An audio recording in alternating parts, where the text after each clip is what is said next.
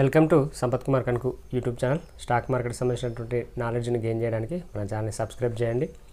మన ఛానల్ని first time visit చేసినట్లయితే ఈ వీడియో డిస్క్రిప్షన్లో టెలిగ్రామ్ లింక్ ఉంటుంది. సో దానిపైన క్లిక్ చేసి మీరు టెలిగ్రామ్లో జాయిన్ అవ్వచ్చండి. ఈ వీడియోలో ఎం స్టాక్, సో మనకి జీరోదా అప్ స్టాక్స్ 5 years ఎల్ఐస్ బ్లూ, ఓకే, దన్ ఇలాంటి యాప్స్ ఏవైతే ఉన్నాయో అలాగే మనకు ఒక ఎం స్టాక్ అనేటువంటిది ఒక ట్రేడింగ్ యాప్ అన్నమాట. సో దీంట్లో మనం ఇంతకుముందు దీనికి సంబంధించి అకౌంట్ ఎలా ఓపెన్ చేయాలి, దీంట్లో ఉన్నటువంటి స్పెషల్ ఫీచర్స్ ఏంటి అనేసి వీడియోస్ చేయడం జరిగింది. అయితే F&O యాక్టివేట్ అనేటువంటిది ఎలా చేయాలనేటువంటిది అడిగారన్నమాట. F&O యాక్టివేషన్, ఎం స్టాక్లో F&O యాక్టివేషన్ ఎలా చేయాలి అనేటువంటిదే ఈ వీడియో అన్నమాట. ఓకే, సో ఇక్కడ ఎం స్టాక్ సంబంధించి అకౌంట్ ఎలా ఓపెన్ చేయాలి, సో అలాగే ఎం స్టాక్ ప్లాన్స్ ఏంటి అనేసి ఇక్కడ మీకు ఎక్స్ప్లెయిన్ చేయడం జరిగిందనమాట. ఈ వీడియో చూడండి, అర్థమవుతుంది. సో దీంట్లో అకౌంట్ ఓపెనింగ్ అప్పుడే మనం F&O యాక్టివేషన్ చేయొచ్చు అనమాట. సో అయితే అక్కడ ఒక ఆప్షన్ వస్తుంది అనమాట. అకౌంట్ ఓపెన్ చేసేటప్పుడు F&O యాక్టివేషన్కి సంబంధించి స్కిప్ అనేటువంటి ఆప్షన్ వస్తుంది. అంటే మనం తర్వాత కూడా చేసుకోవచ్చు అనమాట. అకౌంట్ ఓపెన్ చేసేటప్పుడు ఓన్లీ ఈక్విటీ యాక్టివేషన్ చేసుకొని తర్వాత కూడా F&O యాక్టివేషన్ చేసుకోవచ్చు. సో అలా ఎవరైతే ఓపెన్ చేశారో F&O యాక్టివేషన్ కాలేదో వాళ్ళు ఎలా చేయాలనేటువంటిదే ఈ వీడియో అన్నమాట. ఓకే, మీరు ఎం స్టాక్ సంబంధించినటువంటి మొబైల్ యాప్లో అయినా సరే, ఇక్కడ వెబ్ బ్రౌజర్లో అయినా సేమ్ అండి. ఇక్కడ నేను వెబ్ బ్రౌజర్లో చూపిస్తాను, same options. Okay, so just ఇక్కడ మీరు సెర్చ్ బాక్స్లో ఎం స్టాక్ అని టైప్ చేయండి. టైప్ చేసి ఇక్కడ సెర్చ్ చేస్తే మీకు ఇక్కడ ఎం స్టాక్ సంబంధించినటువంటి వెబ్సైట్ అనేటువంటిది కనిపించడం జరుగుతుంది. ఓకే, సో ఇక్కడ దీనిపైన క్లిక్ చేద్దాం. ఇక్కడ లాగిన్ ఆప్షన్ ఉంది కదా, సో లాగిన్ పైన క్లిక్ చేద్దాం. లాగిన్ పైన క్లిక్ చేసిన తర్వాత ఇక్కడ మీ లాగిన్ క్లయింట్ ఐడి అలాగే పాస్వర్డ్ ఎంటర్ చేసి లాగిన్ పైన క్లిక్ చేయాలి. క్లయింట్ ఐడి కానీ మొబైల్ నెంబర్ కానీ ఎంటర్ చేసి పాస్వర్డ్ ఎంటర్ చేయగానే మీకు ఒక 2-factor ఓటీపీ అనేటువంటిది మీకు మీ మొబైల్ నెంబర్కి వెళ్ళడం జరుగుతుంది అన్నమాట. సో అది చెక్ చేసుకొని ఇక్కడ ఎంటర్ చేస్తే సరిపోతుంది. ఓకే, సో ఎంటర్ చేయగానే మనకి ఇలా ఓపెన్ అవుతుంది. జస్ట్ దీనిపైన క్లిక్ చేయండి. సో ఇలా మీకు కనిపిస్తుంది కదా.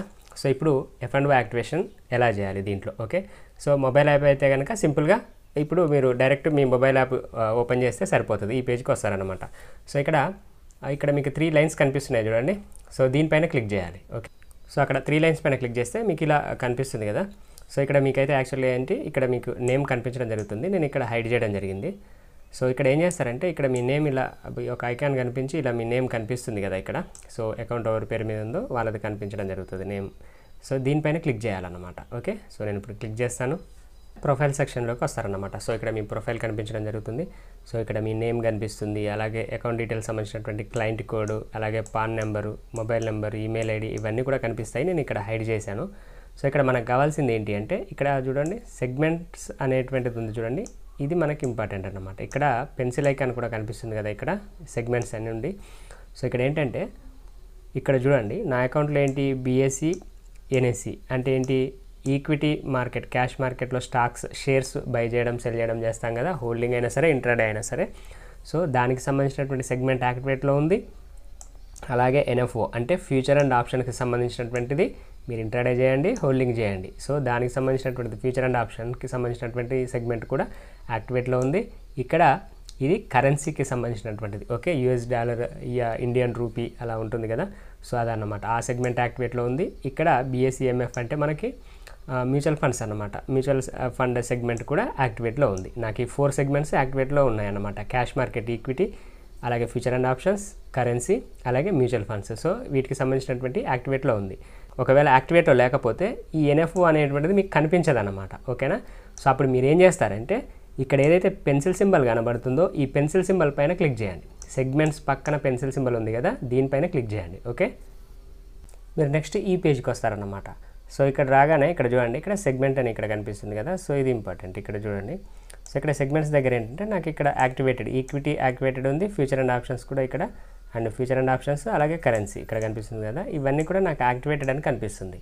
ఓకేనా, సో మీకు ఇక్కడ మీకు ఫ్యూచర్ అండ్ ఆప్షన్స్ యాక్టివేట్లో లేకపోతే కనుక యాక్టివేట్ చేయడానికి ఇక్కడ ఆప్షన్ కనబడుతుంది మీకు. ఓకేనా, సో దానిపైన క్లిక్ చేయండి. ఓకే, క్లిక్ చేస్తే మీకు ఇలా వస్తుంది అనమాట. ఓకే, సో ఇక్కడ ఏంటంటే డాక్యుమెంట్ అప్లోడ్ చేయాలి.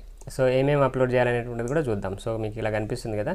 సో మీకు ఇలా బ్యాంక్ స్టేట్మెంట్ కానీ ఏమేమి డాక్యుమెంట్స్ కావాలి మనకు అనేటువంటిది కూడా చూద్దాం. ఇక్కడ దాన్ని మనం PDF ఫార్మాట్లో కానీ PNG ఫార్మాట్లో కానీ జేపీఈజీ ఫార్మాట్లో కానీ మనం అప్లోడ్ చేయాలన్నమాట. ఓకే, సో ఇక్కడ కనిపిస్తుంది కదా, మీరు చూసుకోవచ్చు.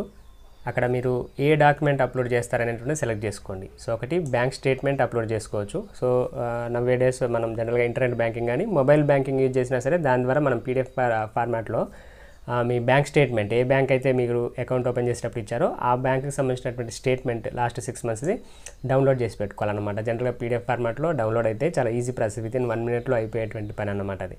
సో లేదంటే బ్యాంక్ పాస్బుక్ ఉంటుంది కదా, సో దానికి సంబంధించినటువంటి ఫోటో ఏదైనా జేపీజీ ఫార్మాట్లో కానీ పీడిఎఫ్ ఫార్మాట్లో కానీ పిఎన్జీ ఫార్మాట్లో కానీ మనకు అది ఉండాలన్నమాట, స్కాన్ చేసి ఉంటే.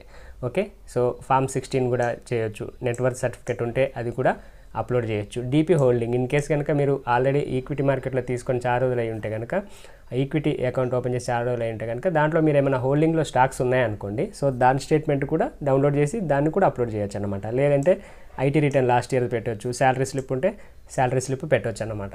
సో జనరల్గా మనకైతే ఈజీగా ఉండేటువంటిది ఏంటి అంటే బ్యాంక్ స్టేట్మెంట్. ఓకే, సో మనం మొబైల్ బ్యాంకింగ్ ద్వారా కానీ ఇంటర్నెట్ బ్యాంకింగ్ ద్వారా కానీ బ్యాంక్ స్టేట్మెంట్ డౌన్లోడ్ చేసుకొని దాన్ని అప్లోడ్ చేస్తే ఈజీగా అప్రూవ్ అవుతుంది అన్నమాట. ఓకే, సో మీకు ఏదంటే అది ఇలా మీరు సెలెక్ట్ చేసుకోండి. ఓకే, సో ఇక్కడ ఈ సెక్షన్లో మీరు ఎగ్జాంపుల్గా ఇక్కడ బ్యాంక్ స్టేట్మెంట్ అనేటువంటిది సెలెక్ట్ చేస్తున్నాం. ఓకే, సో దీన్ని సెలెక్ట్ చేశారనుకోండి, దాన్ని ఎక్కడ అప్లోడ్ చేయాలి, ఇక్కడ అప్లోడ్ చేయాలి. ఓకే, సో ఇక్కడ బ్రౌజ్ అని ఇక్కడ సింబల్ కనిపిస్తుంది కదా, సో దీనిపైన క్లిక్ చేసి మీరు అప్లోడ్ చేసేస్తే మీ గ్యాలరీలో ఏదైతే ఉందో సో దాన్ని మీరు ఇక్కడ అప్లోడ్ చేసేసి ఇక్కడ సబ్మిట్ పైన క్లిక్ చేస్తే వితిన్ 1 dayలోగా మీకు అప్రూవల్ వచ్చేస్తుంది అన్నమాట. సో యూజువల్గా అయితే 1 day పడుతుంది, ఒక్కొక్కసారి 2 days కూడా పట్టవచ్చు అనమాట. ఓకే, సో మొత్తానికైతే మీకు అప్రూవల్ అయితే రావడం జరుగుతుంది. ఓకే, సో ఇప్పుడు మీకు అకౌంట్ యాక్టివేషన్ F&O యాక్టివేషన్ ఎలా చేసుకోవాలి ఎంస్టాక్లో అనేటువంటిది క్లియర్గా అర్థమైంది కదా. నెక్స్ట్ వీడియోలో మనం ఎంస్టాక్లో షేర్స్ ఎలా బై చేయాలి, సెల్ చేయాలి, లేదా F&O ఉంటుంది కదా మనకు ఆప్షన్ ఎలా బై చేయాలి, సెల్ చేయాలి అనేటువంటిది కూడా నెక్స్ట్ వీడియోలో చూద్దామండి. ఓకే, సో అది కూడా క్లియర్గా మీకు వీడియో చేయడం జరుగుతుంది. అలాంటి లేటెస్ట్ అప్డేట్స్ మీరు మిస్ అవ్వకుండా ఉండాలంటే మన ఛానల్ సబ్స్క్రైబ్ చేసి పెట్టండి. ఈ వీడియో యూస్ఫుల్ అనిపిస్తే లైక్ చేసి షేర్ చేయడానికి ట్రై చేయండి. Thank you.